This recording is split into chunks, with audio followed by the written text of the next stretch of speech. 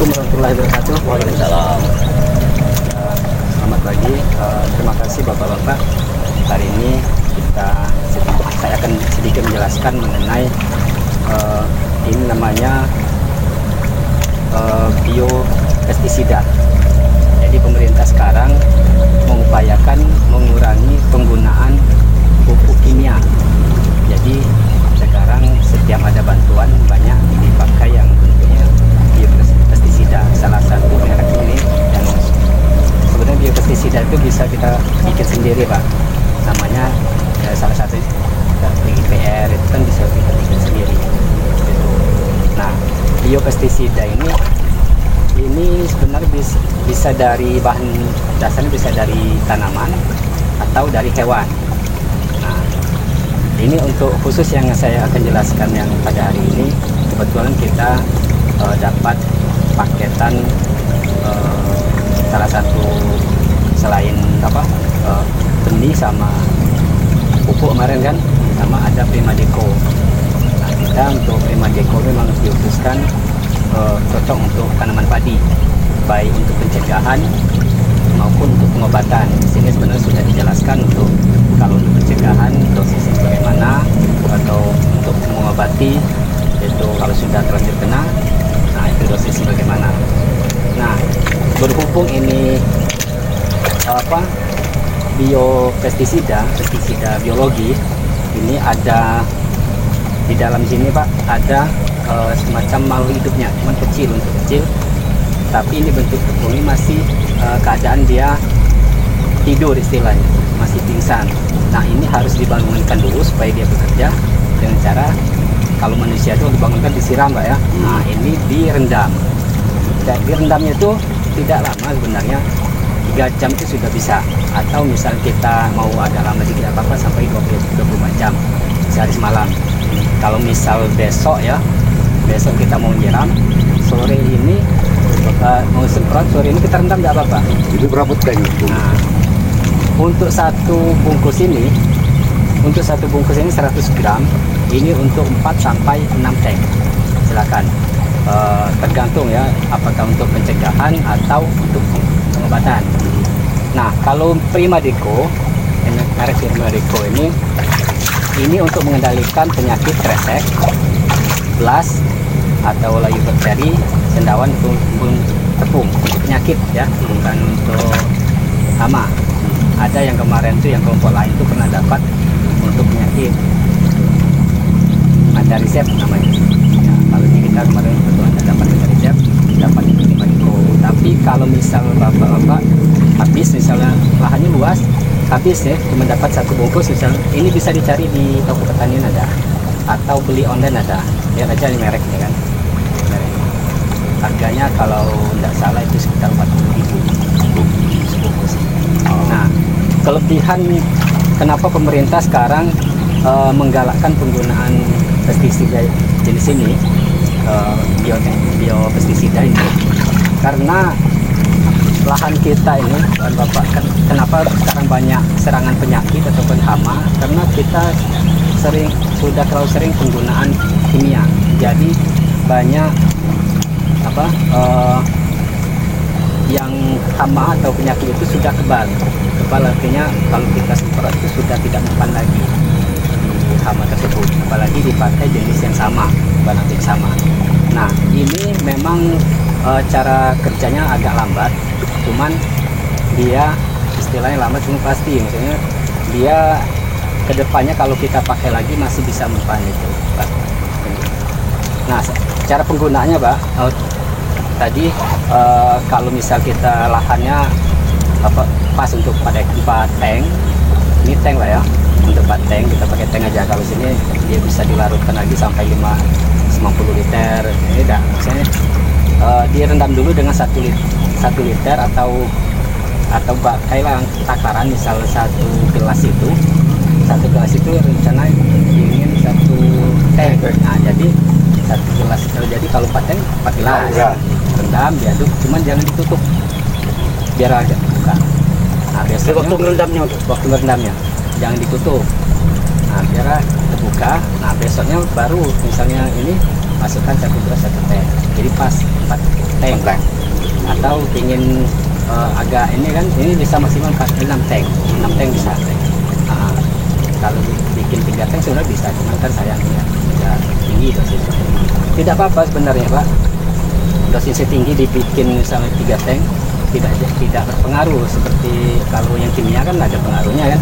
Ini tidak jadi masalah, cuman sayang kalau misal beli sayang itu duitnya kan. Bisa bikin 4 teh atau 6 teh, 4 teh gitu. Nah, sudah disemprot. Nah, sebelumnya tank itu Pak harus bebas dulu dari kalau kita bekas nyemprot bahan kimia, itu dicuci dulu Pak. Dicuci pakai sabun sekali aja, tidak apa-apa. Pakai sabun terus dibilas, artinya tidak ada bahan kimia di situ. Karena kalau masih ada bahan kimianya, ini sama saja kita membunuh yang jasa ini di dalam sini. Nah, sedangkan kita nyuruh dia bekerja kan, kalau kita dimasuki ke dalam wadah yang ada kimianya, pasti tidak pengaruh. Lagi dicuci dulu, baru dimasukin dipakai. Waktu pemakaian, waktu penyemprotan itu bagusnya kalau tidak paginya, kan agak panas ya. Nah, mungkin jam 6 itu bisa disemprot, atau sore mulai jam 5 itu gitu. Memang waktunya itu waktu yang paling efektif untuk pemakaian, dan hasilnya bisa lebih terlihat di waktu-waktu tersebut. Nah, kalau untuk kresek kan bisa dilihat, ini bisa untuk kresek atau belas disemprotkan ke padi, dan ini bisa untuk dikocor juga Pak, selain disemprot. Nah, di sini kan ada layu bakteri, layu cendawan, ini bisa dikocorkan larutan Pimadeco pada media persemaian. Nah, dari persemaian dulu sudah bisa dipakai ini kan, misalnya ini kan sudah ada bisa itu. Tapi kalau kita bentuk di sini kan sayang Pak, ini ada airnya kan, enaknya tetap disemprotkan. Nah, misal untuk persemaian, dan karena ini bentuknya punya, walaupun belum terlihat, untuk pencegahan saya sarankan tidak apa-apa sebelum terlihat misalnya penyakitnya, dia kira aman kan, tidak apa-apa disemprot. Untuk pencegahan itu minimal umur berapa hari itu? Dari di mana di ini? Di tanaman, mau ditanam. Tanaman. Umur 2 minggu sudah bisa lah. Dari awal pertumbuhan kan. Ini jarak dari sekali nyemprot ke yang nyemprot selanjutnya itu 10 atau 15 hari. Misalnya kita hari ini nyemprot kan. Ini untuk pencegahan nih Pak. Terus jarak 10 atau 15 hari lagi harus semprot lagi, tidak apa-apa. Tapi kalau untuk pengobatan kita semprot tiap hari selama 3 hari. Besok lagi semprot selama 3 hari, sudah jangan semprot lagi. Itu untuk pengobatan. Misal sudah ada serangan. Tapi kalau serangan berat sudah banyak seperti kemarin kan Pak, itu saya ini mungkin yang juga tidak mampu Pak. Dihubungi saya hubungi dengan bagian petugasnya Pak Suwanto, kita melakukan kedal. Mungkin yang obat dipakai bukan ini, kita pakai kimia dulu dikit, baru pakai ini lagi. Nah itu kita ngurangi dulu. Jadi kimia itu sebenarnya masih tetap kita pakai, cuman itu sudah pilihan terakhir kalau serangan itu sudah menyebar. Tapi kalau dari awal kita sudah pakai ini Pak, kita kompaknya serempak di satu hamparan ini, pakai yang jenis biopestisida seperti ini, insya Allah itu tidak nyebar, karena penyakit itu tidak sampai seperti kemarin sampai bikin gagal panen. Mudah-mudahan untuk musim tanam ini, dan kita nih Desa Tanah Periuk ini termasuk barang tanam. Kalau desa sebelah kan ada yang tanam, ada yang panen. Nah, mudah-mudahan kalau barang insya Allah bisa berhasil lah kita sampai panen ya. Oke, kira-kira ada yang mau ditanyakan Pak? Itu nggak boleh dicampur dengan yang lain. Ya. Itu kan 2 macam kayaknya. Enggak, macam itu lah. Ya, macam itu. Ya, kan biopestisida bukan satu jenis ini. Ini untuk penyakit. ada juga untuk hama. Kita mau campur sekaligus seperti kita pakai yang kimia. Sebenarnya kimia juga Pak tidak boleh dicampur Pak. Nah, kecuali kita dicampur dengan perkat. Nah, dengan perkat boleh. Nah, kimia juga disarankan sebenarnya satu macam untuk nyemprot misal ulat, tidak obat untuk ulat tadi, jangan campur yang lain. Nah, sama halnya dengan ini Pak. Jangan dicampur.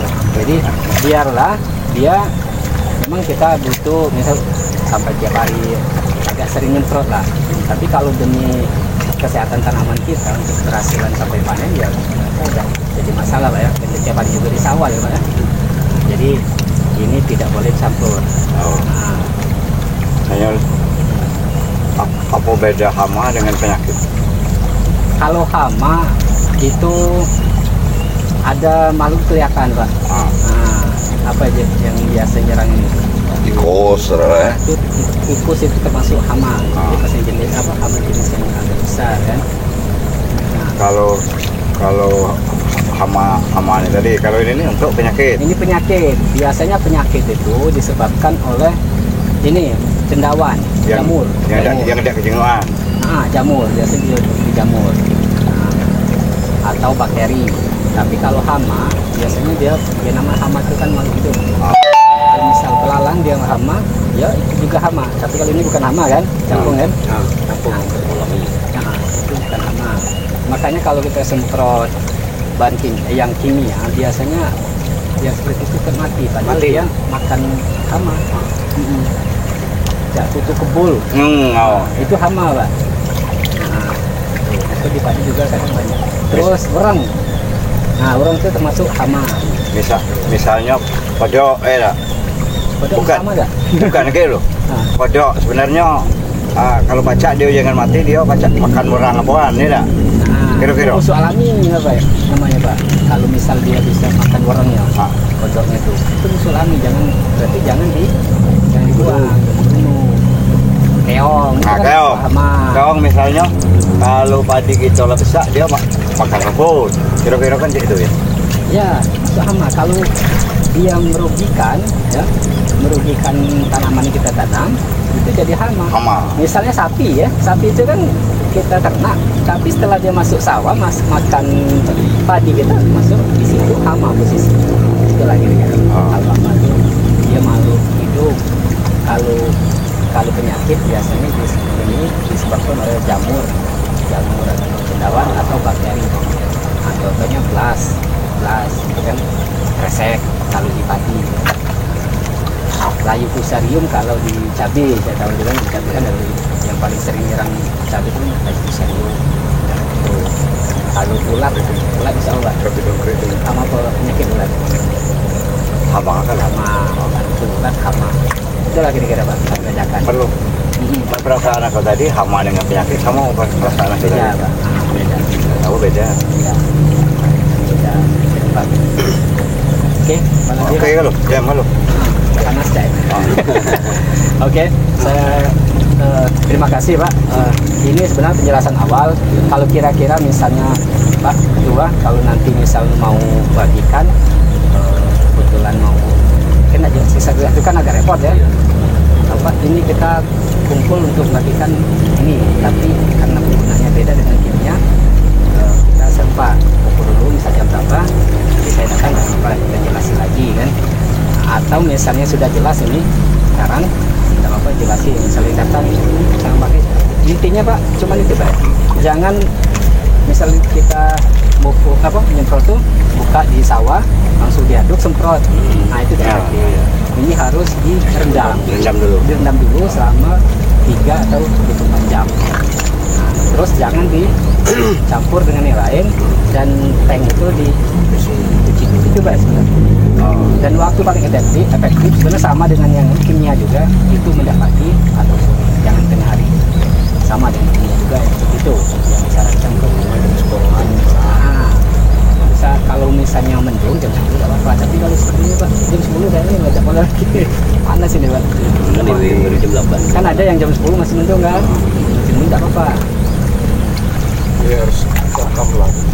Itu kan. Mulai jam 6 nggak apa-apa. Oke Pak, baiklah terima kasih. Lebih dan kurang saya mohon maaf. Kalau misal nanti ke depan masih ada yang tanyakan, silakan. kan karena ada HP kan minta nomor saya